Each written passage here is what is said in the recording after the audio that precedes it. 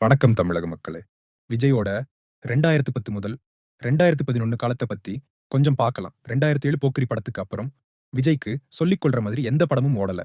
அழகிய தமிழ் மகன், குருவி, வில்லு, வேட்டைக்காரன், சுறா என எல்லா படமும் ஓரளவு தான் ஓடுச்சு இல்லன்னா அட்டர் ஃப்ளாப் ஆச்சு. இவரு 2010வது வருஷம் ஈழப்போருக்கு அப்புறம் கலைஞருக்கு நடந்த பாராட்டு விழாவில் என்ன பேசினார் என்று பாருங்கள். அந்த இடத்துல அவர்களுக்கு ஒரு சிலை வைக்கணும்னு நான் ரொம்ப ஆசைப்படுறேன். இந்த நிகழ்ச்சிக்கு அப்புறம் 2011 ஜனவரி மாசம் காவலன் படம் ரிலீஸ் ஆச்சு. இந்த படம் ரிலீஸ் ஆகுறதுக்கு முன்னாடி நெறைய பிரச்சனை இருந்தது.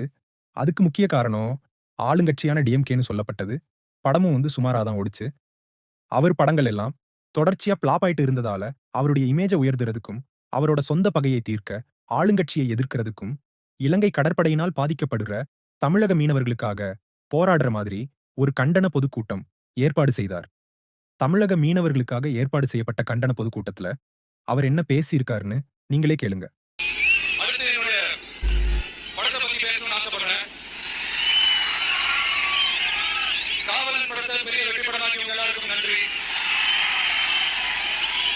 அடுத்து வேலாயுதம். காவலன்ல கொஞ்சம் குத்துப்பாட்டுலாம் என்னன்னு எல்லாரும் கொஞ்சம் வருத்தப்பட்டீங்கன்னு கேள்விப்பட்டேன்.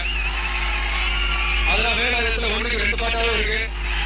கண்டன பொதுக்கூட்டத்துல பட விளம்பரம் செய்யற இவருக்கு மக்களோட வலி நிஜமாவே தெரியுமான்னு நீங்க சொல்லுங்க. அது மட்டும் இல்ல, இவர் அரசியல்ல இறங்கலாம்னு முடிவு பண்ண பிறகு தமிழ்நாட்டுல எந்த பிரச்சனை எல்லாம் வைரல் ஆகுதோ அது வைரல் ஆனதும் வியூக வகுப்பாளர் கிட்ட கலந்து பேசி காலம் கடந்து குரல் கொடுப்பாரு.